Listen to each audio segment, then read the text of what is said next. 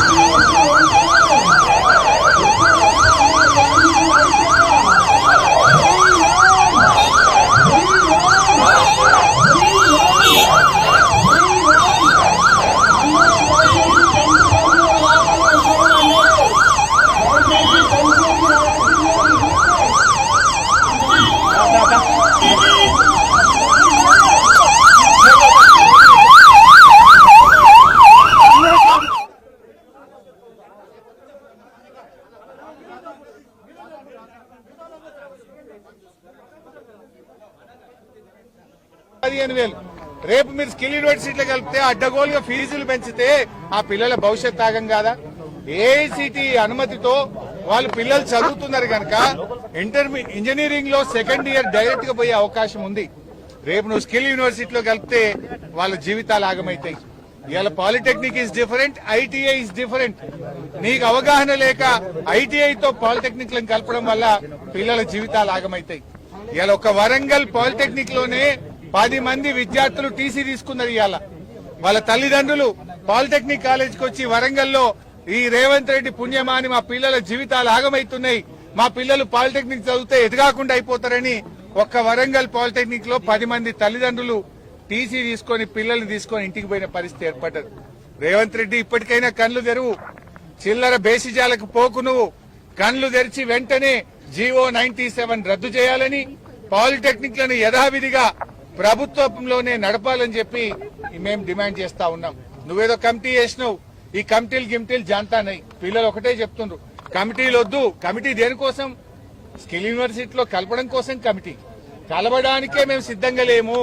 మేము ఈ పాలిటెక్నిక్లను ప్రభుత్వంలోనే కొనసాగాలని కోరుతున్నారు. ఇప్పుడు రేవంత్ రెడ్డి ఇంకో విషయం కూడా అడగదలుచుకున్నా. ప్రతిదానికి ఆంధ్రప్రదేశే ఆదర్శం, మీ గురువు గారే ఆదర్శం అంటావు కదా.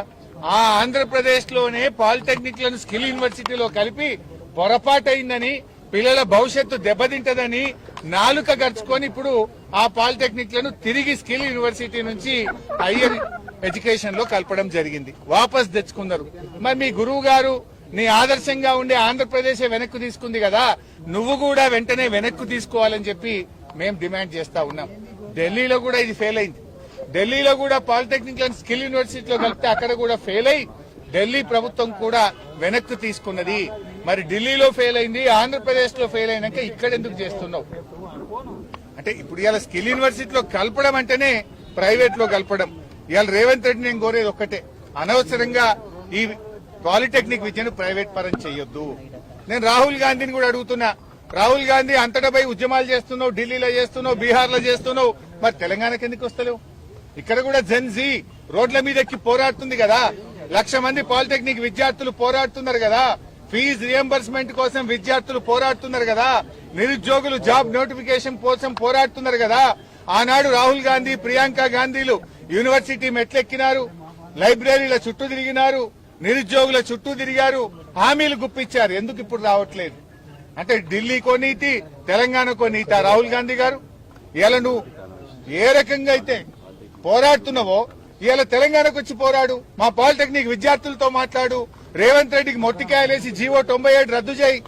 ఇవాళ ఏందండి వరంగల్లా మేము వస్తున్నామని చెప్పి పాలిటెక్నిక్ కాలేజీకి తాళం వేస్తారా పోలీసు వాళ్ళు? పోయి అన్నం కూడా పెట్టారా పిల్లలకు? 1 గంటకు అన్నం పెట్టాలంటే హాస్టల్ బంద్ చేస్తారు, మెస్ బంద్ చేస్తారు, కాలేజీకి తాళం వేస్తారు, పిల్లలకు అన్నం పెట్టరు, పిల్లల్ని బయటకు రానియ్యరు. ఇదా ప్రజాపాలన? ఇది ప్రజాపాలన కాదు, పోలీస్ పాలన. ఇది తుగ్లక్ పాలన, ఇది రాక్షస పాలన. ఇవాళ పిల్లల జీవితాలతో చెలగాటమాడుతున్నటువంటి పాలన. ఈ రాష్ట్రంలో పేరుకే ప్రజాపాలన, జరుగుతున్నదంతా కూడా పోలీస్ పాలన జరుగుతా ఉంది. ఇవాళ బాధ్యతాయుతమైన ప్రజాప్రతినిధులుగా మేం పాలిటెక్నిక్ కాలేజీ పోతే నీకు వచ్చిన నొప్పేంది రేవంత్ రెడ్డి? మమ్మల్ని ఎందుకు ఆపాల్సి వచ్చింది? రాహుల్ గాంధీ గారు వెంటనే జోక్యం చేసుకోవాలని, ఈ యువతరం తిరగబడక ముందే, ఢిల్లీ తరహా ఉద్యమాలు జరగక ముందే తక్షణమే రేవంత్ రెడ్డికి చెప్పి జీవో 97ను రద్దు చేయించాలని చెప్పి కూడా మేము డిమాండ్ చేస్తా ఉన్నాం.